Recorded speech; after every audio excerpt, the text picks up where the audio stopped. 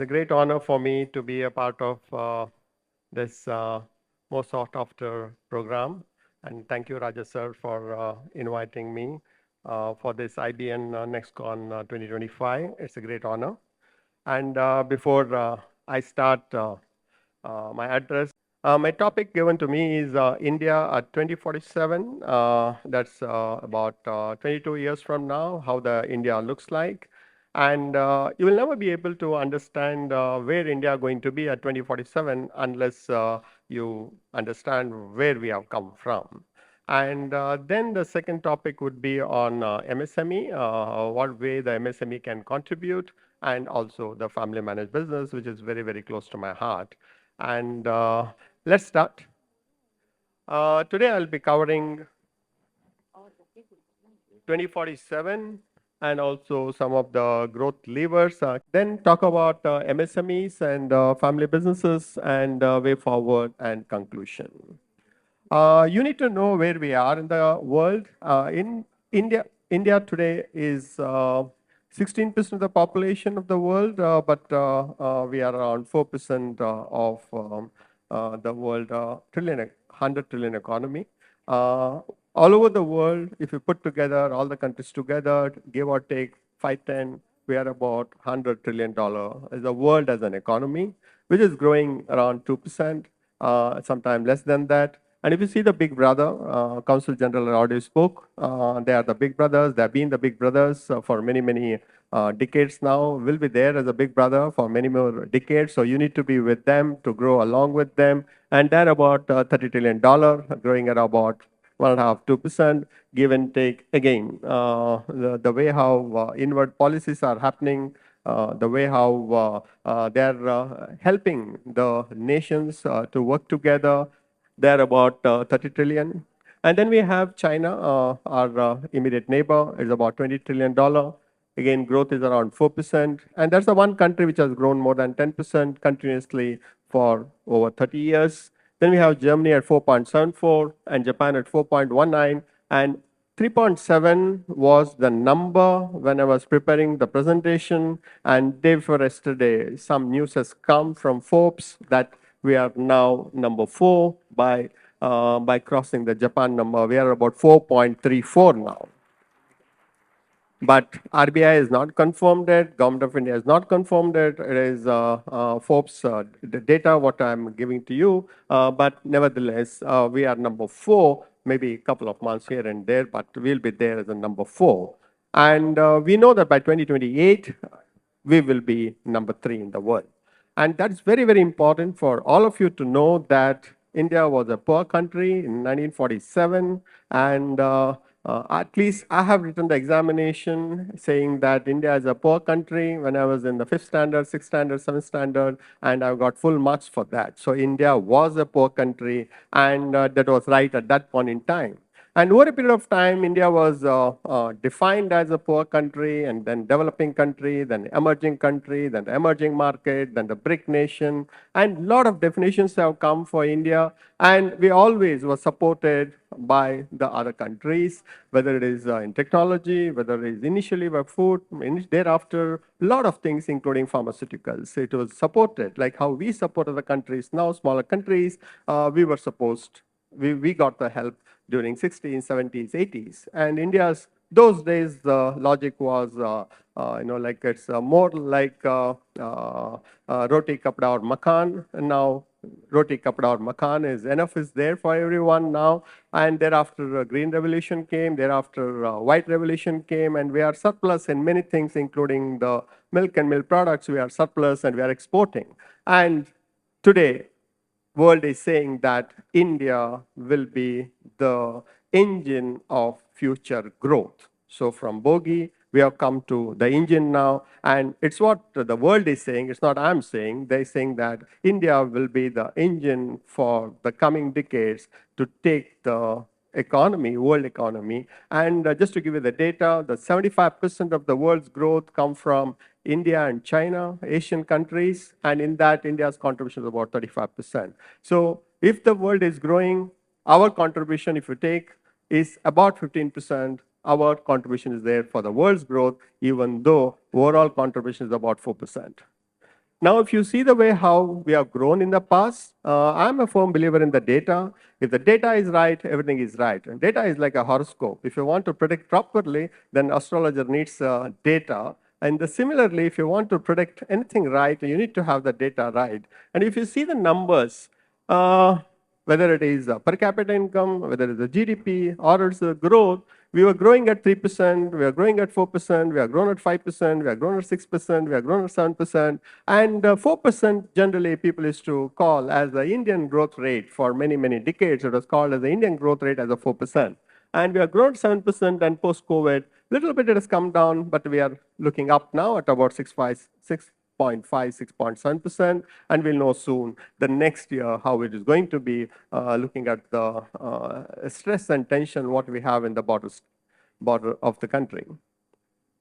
Now you see the changes, what has happened. This is very, very important for all of us to know where the growth is coming from.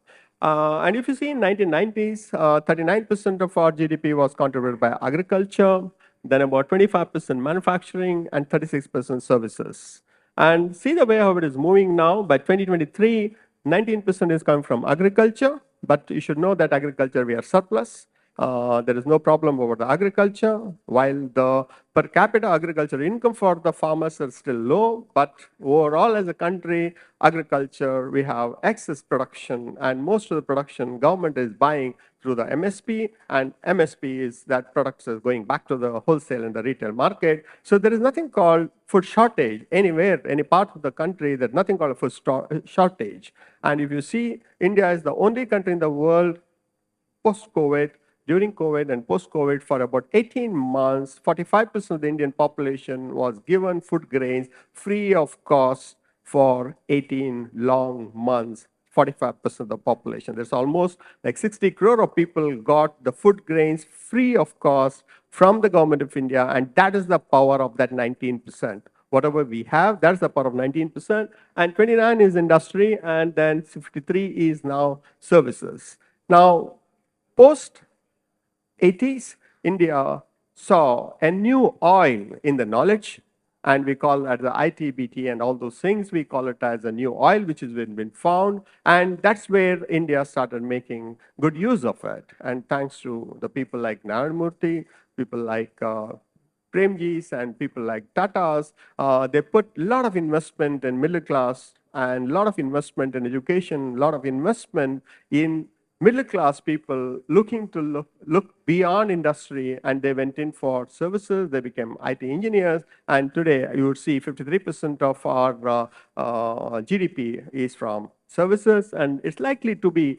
about 60% by 2047. So that we'll be still driven, the economy will be still driven by the IT industry, services industry. And I just want to tell you that the last year's export, Saudi's export of oil, and the last year's export of Indian IT software, India has crossed the Saudi's oil export for the world. That means it is a better position to be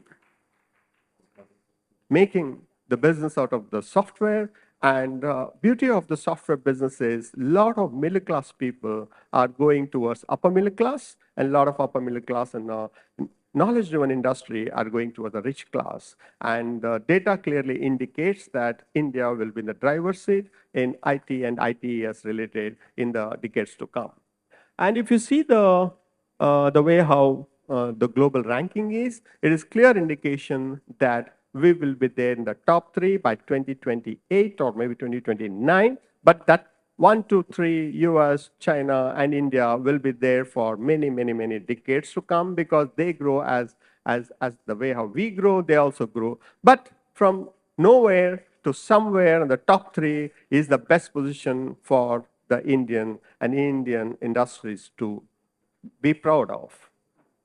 And see the data again, and anything and everything you see now, it looks far, far better than when we got the independence in 1947. And just to give the literacy rate, at that time it was less than 25%. And if you see the life expectancy, you'll be surprised if I give the data that when we got the independence, the life expectancy was 35 years. On 32 crore population, life expectancy was about 35. That means to say most of the people would not have seen their grandparents at that point in time. But that has moved to 70 now and likely to be 80. While it's a good news, but it's also not so good news, because what you will do after you retire at the age of 60, if you're going to live till 95, 100, what you do is, it's very expensive to live after 60. It's not easy. But what you do is what we discuss in my second session. And if you see the way how, when we say that we want to become by 2047, Viksit Bharat, or the developed nation, if you want to be, we need to have about $30,000 per capita income. Whether it can be achieved is a big question mark. I just give the data point. Next 22 years is anybody's guess, but I want to be there next 22 years to see that India will be seen and India will approve that it is a developed nation along with the other maybe 5 or 10 countries. And you see the data, if we grow at 10% per annum, we'll be 35 trillion. If we grow at 9%, we'll be 28 trillion. If we are at 8%, it is 23 trillion. And if we are at 6%, it's 16 trillion. And if we are at 5% growth, it's $13 trillion. And as of now, we are growing at 6-7%. And whether anybody have grown in this phase for continuously for 2-3 decades, if we see China, they have grown at 10% for 30 years, Qatar, 11% for 30 years, Malaysia 7.5%, Vietnam 7.1%, Ireland 6%. And there are many countries who have done that. And there is nothing wrong in we presuming that we'll be growing around 8-9%, and probably there will be between 23 and 28 or 28 or 33. But it's for sure that the growth will be there. And there is some positive. There is a China plus one policy, what we have now, which help us. So most of the times we say that we lost it on manufacturing in the last 30 years. Our focus was more towards the services, and we also focused on more than required, and probably we lost out on manufacturing to China. But whatever we are lost in China, we can always get it back. There is nothing that in manufacturing you cannot do what others are doing. Today in the technology world, the machines are available, people are available, talent is available, business is available, money is available. And today our reserves are about $800 billion. And 1991, it was $8 billion. 1991, our foreign reserve was $8 billion. Today, it is about $800 billion. So with money, you can do a lot of things. And one of the things is that you can always have some kind of a manufacturing going back, and Make in India, made for the world is the one which I want all of you to focus on, while our kids will be focusing on IT and ITES, and the grown-ups can always go back to the manufacturing and supply to the world. And the growth levers. And this is the beautiful slide which I see. And nobody will have imagined that India can come to this situation if I'd asked about 15 years back. If I'd asked about 20 years back, what is a startup? People never had any belief in the startup. People never felt that the startup is, especially the grown-ups felt that startup is there just to lose money. And they don't understand profit or loss, they don't understand water capital, they don't understand loan, and they just come, and 3 kids come and they do some business and they lose and they go back to the job. And most of the seniors felt like that. But the startup economy, if you see now, they have outbeaten the most of the organized industry. Look at the brands what we have. And most of the brands what you see there, you'll have dealt with them. And the kind of unicorns we have today is about 118, and we grew during COVID time. We added about 30 unicorns during that 18 months of time. And if you see the numbers, we are the 3rd largest startup ecosystem. It is not come by default, it has come with choice. And most of the startups are in Bangalore, in Chennai, in Hyderabad, in Mumbai, and in Delhi. And a lot of concentration is there. 39% of the startups are from Bangalore. And the ecosystem is very well developing, not only in the major metros, but it's also going towards the smaller cities and Tier 2 system, especially post-COVID.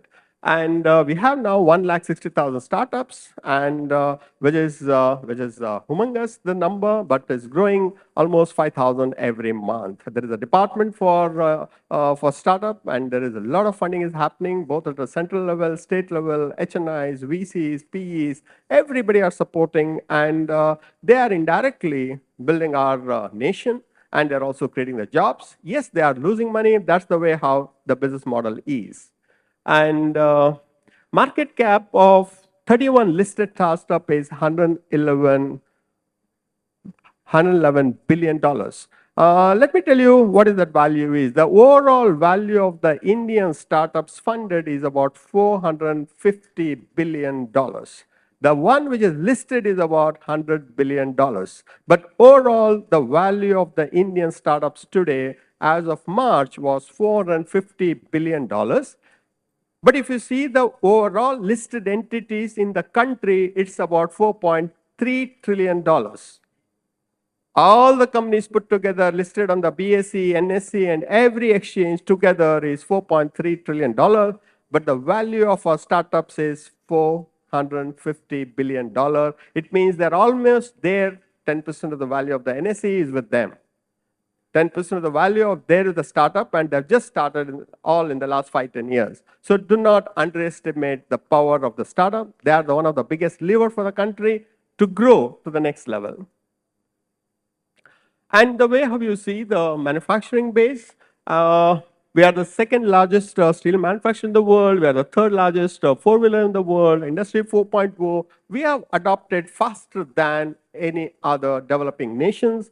And 69% of the FDIs are coming here. And China plus one policy, government of India has done a lot, and a lot of Indian entrepreneurs have made use of the China plus one policy as well. And there is lots and lots going to come. World-class digital infrastructure. I don't have to tell. If you want to know more about the digital infrastructure, ask your children. They know digital infrastructure more than you and I know, because they are always their digital kids. In their pocket, there won't be any money today.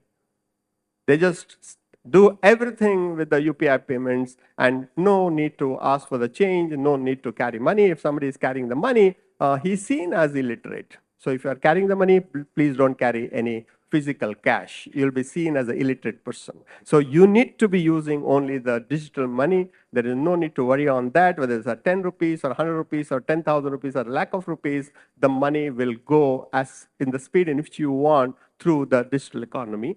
And 14.67 million workers are there now in the digital economy, and it's a big number.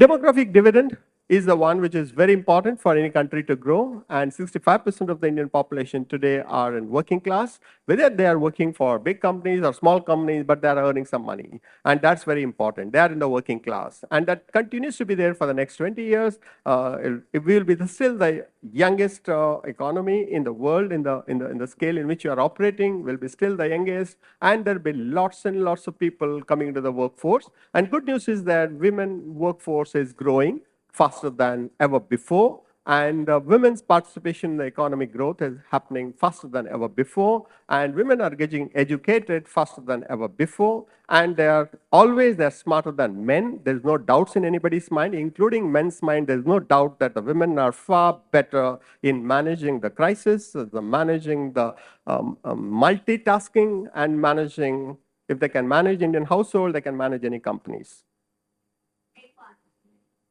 And I'll tell you, India will be driven by women in the next 100 years. It will be 100 years, they'll be driving the India. They are proved in the past, but they took a pause for 300 years, and now they are getting back. And it was clearly evidenced when the first press meet, when our foreign secretary made, along with Lady Wing Commander and the lady army officer, when by the side of our foreign secretary, when they gave the briefing, it was very clear. But it also helps us, the better half. If they are in the office, in the working place, our GDP will grow faster, because 48% of the country is them. So it is better to grow along with them. And if you see the labor force, it's doing extremely well. And my favorite topic is MSME. And most of the times we talk about big companies, Ambani's, Adani's, Nirani's, Tata's, Birla's, Infosys, Wipro. They're all required. They're all the jewels. But the small and medium enterprises will hold the jewels together and they make the jewelry. So we need that small and medium enterprises to hold all these jewels, all these diamonds, all these precious stones together. And that's how India is looking so beautiful. And the MSMEs are heart and soul of any economy, past, present, and future, anywhere in the world. Just to give a number that in UK and in Germany, the MSMEs are bigger than the bigger companies there. That's the way how they contribute. And in India, the story is the same, but if I take out the M part of it, then SMEs are about 1 million, but if I take the MSME, it's about 6.3 crore. But the data says that 30% of the contribution GDP, so we can't take them lightly. They are very, very important. They contribute about 30% of our GDP. They contribute 45% of our export and 23 crore of jobs. And lot need to be done in MSME sector. And they are the job creators. If you go for the high-end companies or high-end big projects, the number of jobs are created are very, very less. But when you go for the small and medium enterprises, our estimate is that for every 10 lakh rupees of investment, there will be one job will be created. But for big companies, if they're investing in billions, for probably every 10 crore, they'll be creating one jobs. And while when you want to support the skilled and semi-skilled, MSME is the one which will hold anybody's hand. So it's very, very important. And just coming to MSME, Tamil Nadu, Karnataka, Maharashtra, Uttar Pradesh, and Gujarat constitutes almost 50% of the MSMEs of the world. That is Tamil Nadu, Karnataka, Uttar Pradesh, Maharashtra, Gujarat, and bit of Bihar. Put together, it's almost 50% of the MSMEs. Whereas the southern MSMEs are very, very well organized. And these MSMEs had, in the past, has gone through three major problems. One, when the demonetization happened, these MSMEs were the first casualties. So those who survived the demonetization, when they were recovering, then came the GST implementation. And when the GST implementation came, again, this MSMEs got affected. And those who survived the GST implementation, by the time they could start breathing again, the COVID came. And the COVID also, they had one more accident there kind of within MSME because they work month on month. They don't have big reserves. They always have the CC limits till their nose. So it's very difficult for them to run the company even for 3 months if they don't have the continuous business. But those who have survived the COVID are the best ones. And they are the people who will be growing to the next level. And majority of the MSMEs are family managed business. And here, most of you who are representing the family businesses, your own business, it will be more relevant for you, these slides. The worry for me in the family managed business is that from father to the son or the father to the daughter, only 30% is going. And from son or daughter to their children, is only 12% is going. And there is only 4%, 3% to the fourth generation. That means to say that if you start a business now, chances of your next generation taking that business is only 30%. So make sure that you are in that 30%. But if your grandson taking that business is only 12%, your great-grandson doing that business is only 4%, 3%. So you should be very careful about it when you're building the business. And this is a slide. If your grandson is doing your business, you should know it's in that 12% bracket. Added to that, yes, sir. Added to that, I will give you the other bad news. Our fertility rates are going down. Karnataka is about 1.7, Tamil Nadu is about 1.8, Kerala is at 1.65, Andhra is not too behind, they are about 1.87. That means to say that we are not producing enough kids, and that will affect our business going forward. And even giving the option to work from home, no use. They are still working for the company. They are not working to build their family businesses. So please note that we need to have a replacement rate of 2.1. So we need to have minimum 2 children, not because of the one which others are talking about. I'm not a politician. I don't want to be one. I'm a simple believer that when you build an enterprise, have children to run your business. If you have only one daughter and the daughter is getting married to somebody, settle down in USA, then you will know what you do with the business here, right? That's why I'm saying that you need to have that replacement of 2.1 minimum. Let me take your vote here. Then I know how to take the discussion forward. In any family managed business, there is a family, there is business, and there is a management. That is a family of the promoter, and there is a business which they are doing, and there are people who are managing a business. Now I'll ask that of the people here, how many of you think that family comes first for you? You cannot say all come first. You have to say only one. And if I were to ask that, how many of you think that family comes first for you? Please raise your hands. For you people, family comes first. Correct? Okay. How many of you think that business comes first? How many of you think business comes first? How many of you think that the management comes first? For the rest of the people, lunch comes first. There are few people who don't care for the family also, business also, management also. Yeah, so tea. For them, that comes first. They just come here to do some networking. They just want to give the visiting cards here and there. And by the time they go from here, they want to do some business. For them, that business comes first. Okay. Now let me give the answer to that. People who have said family comes first, your business most likely will not go to the next generation. People who have built the business, and for them, if it is a family comes first, most likely your business will not go to the next generation, because emotionally your family will start telling you, why are you working so hard? What do you do with the money? Finally, we are not carrying anything. We come empty hand, we go empty hand. For all these things, why you need to work so hard? God has given us enough. You should not be greedy. We have everything. So slowly, when you want to grow the business, that will come. Echo will happen in your mind. Correct only, correct only. Why should we do that? Your children are not interested. You are working for others. You don't have time for family. You don't have the time to go abroad. You don't have time for holiday. You support everyone. This is all the life is. So people who think family comes first, they'll get involved into that, and you start slowing down your business. The people who says business comes first, they will never have a family. Because business, and those people, if they go home early, for all you know, you're shocking them. Saying, we never expected you to come, and we wanted to have a party. How's that? You came early. You should have told before coming. So people who say business comes first, very rarely they have a family life.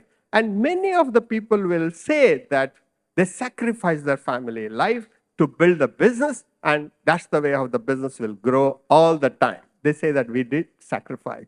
People who say management comes first, they will have a great family, they will have fantastic business, and every day they're asking the questions only to everyone.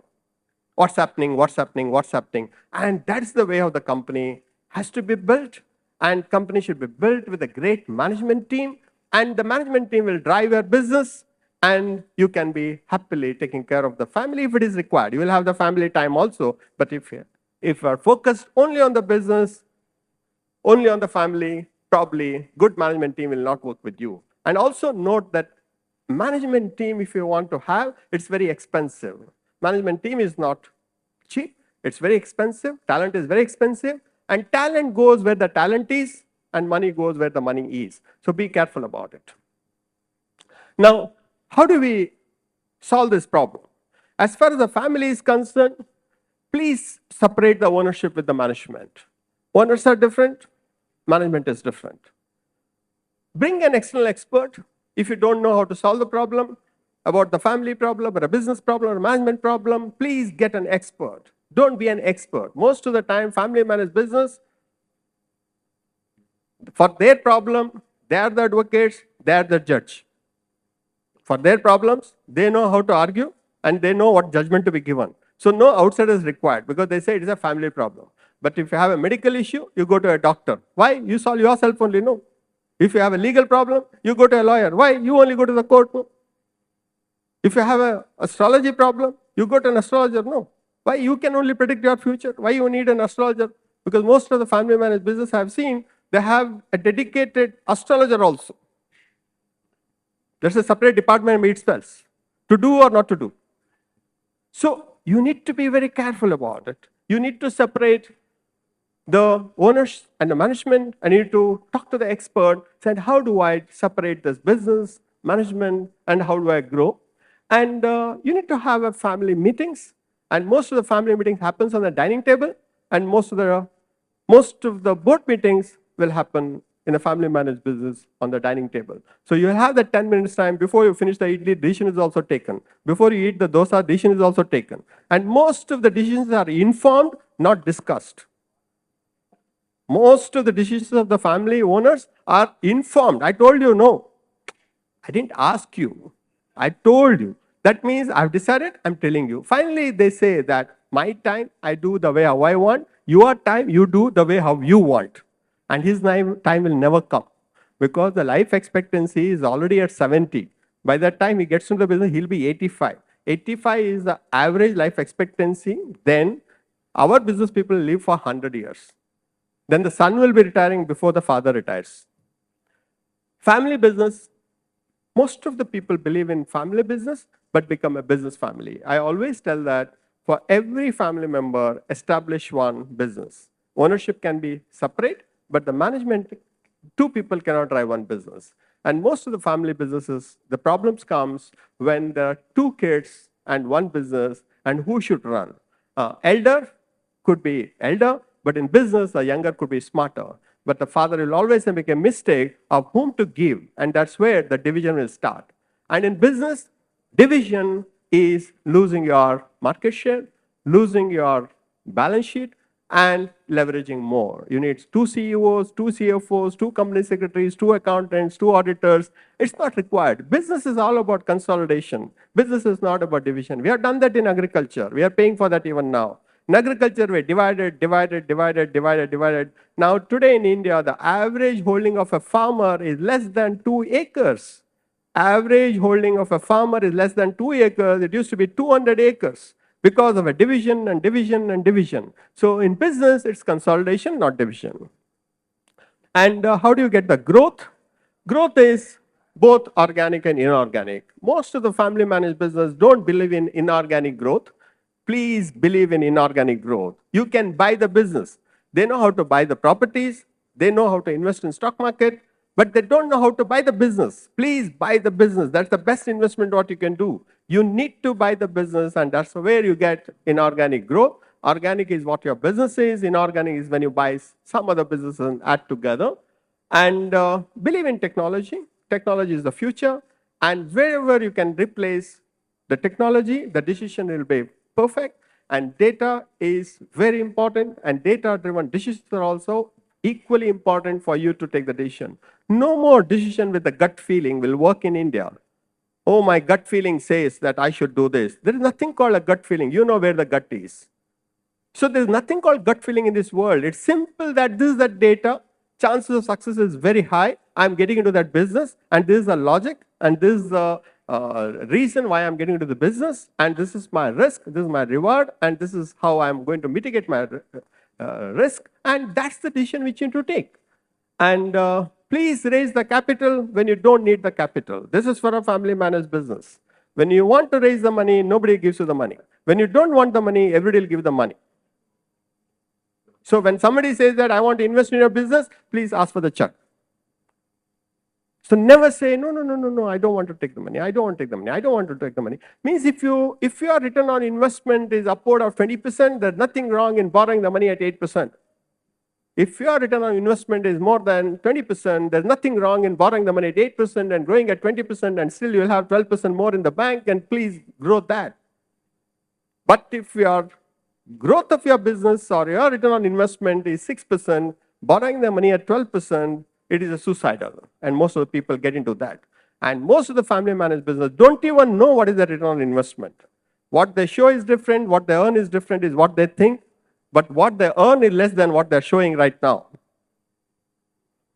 What they're earning is less than what they're really earning. That is much for sure. So do not prepare the P&L balance sheet for banker purpose. Don't prepare the P&L and balance sheet for investor purpose. Prepare for yourself. That's your health. Imagine that your BP and your sugar, your numbers are, you give something different to somebody, how worse it will be. Same way, your P&L, your balance sheet cannot be different than what actually it is to treat it. And know your threats. Most of the family man business think there is no threat because my grandfather has done, my father has done, I will do, my son will do. That will not be now. Your grandfather did, your father did. That time there was no threats. There was respect. Now there is a threat. The threat could be from your neighbor, threat could be from your cousin, threat could be your former employee, threat could be from the startup, threat could be from the multinationals, because everybody are hungry to do more business. Biggest of the big companies are getting into new business. Biggest of the world's biggest company are getting into new business.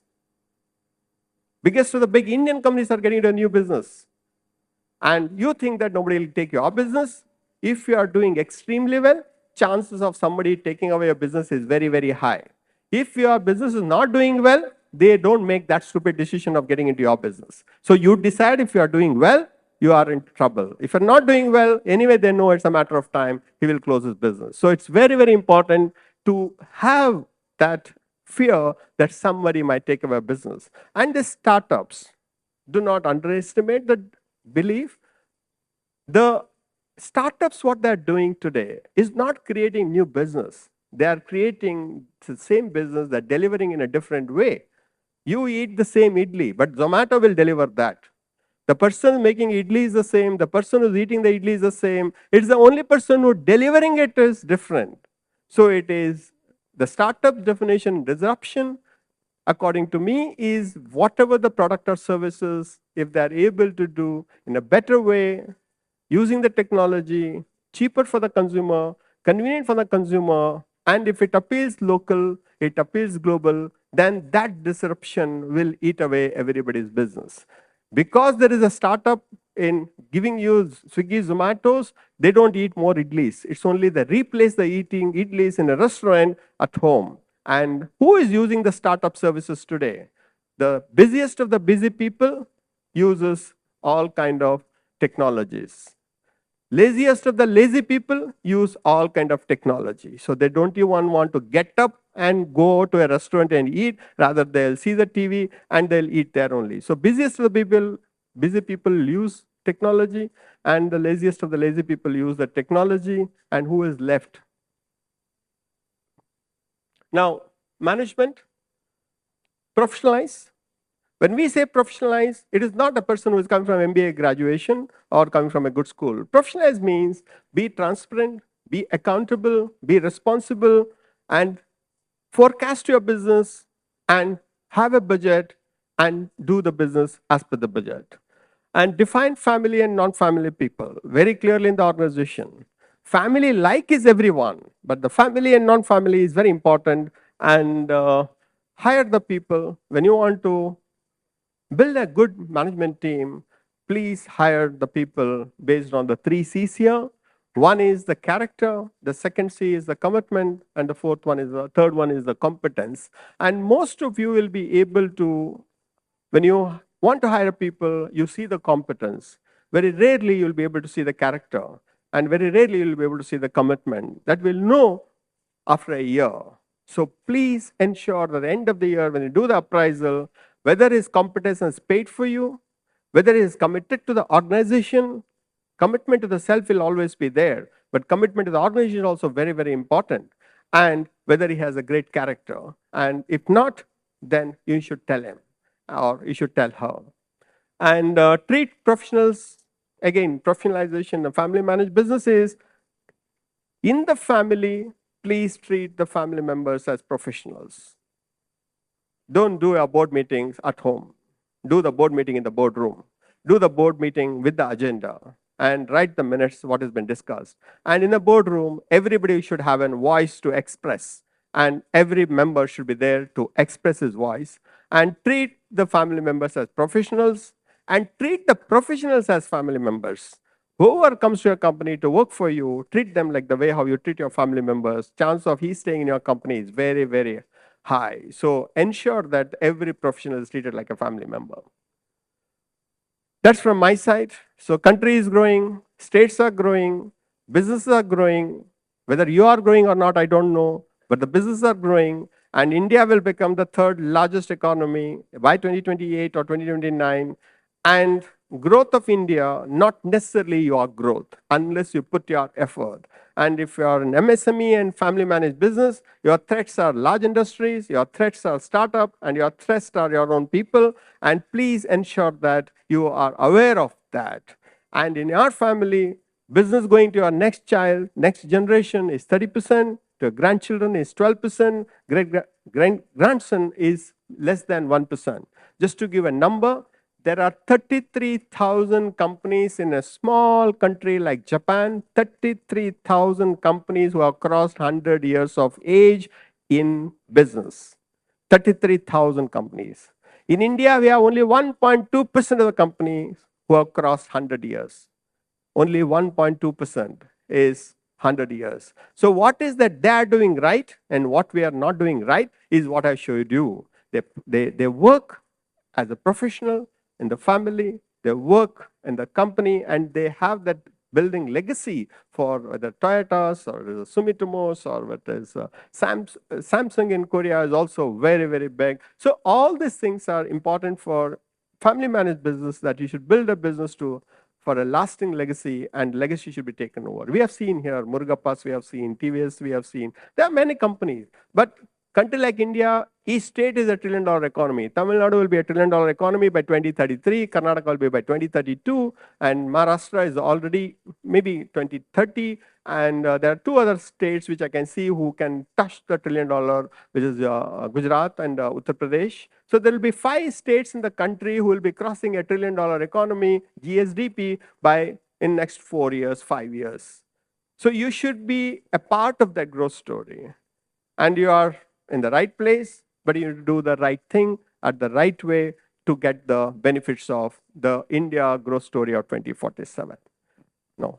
Thank you very much for the opportunity. And just to say, the Counsel General for America, he spoke about the Select USA. It is a wonderful event. I don't know how kids here miss that. It happens every year during the same time, May 11th to May 14th. It happens in US, and where you'll see the different United States. There they want you to come there and set up the shops there, and they'll support you in all respect. It's an amazing event. Last time I was there, I took a delegation of 8 people, and 6 have already opened their offices there. They're already settled down there. They're opening the offices there. It is not a red carpet. It's a completely carpet full of diamonds. You go there, everything you get it. And they'll receive you with such kind of a warmth and hospitality, and it's amazing. I've gone there, and this time I sent my partner. She has already reached Washington, D.C. yesterday, and she will be now helping the clients to set up their offices there, set up their factories there, and the support what you get from Government of America is unprecedented. So your kids should be going to Select USA, not you. Your kids, you should send them to Select USA. And it's logistic cost is very, very high. When you are exporting from here to USA, your logistics cost is very, very high. And this is the opportunity for people to see that, okay, whether I can do my export from USA to USA, sometimes for a businessman, that makes a lot of sense, and you will not get affected by the dollar fluctuation. So wonderful event, madam, and I enjoyed that.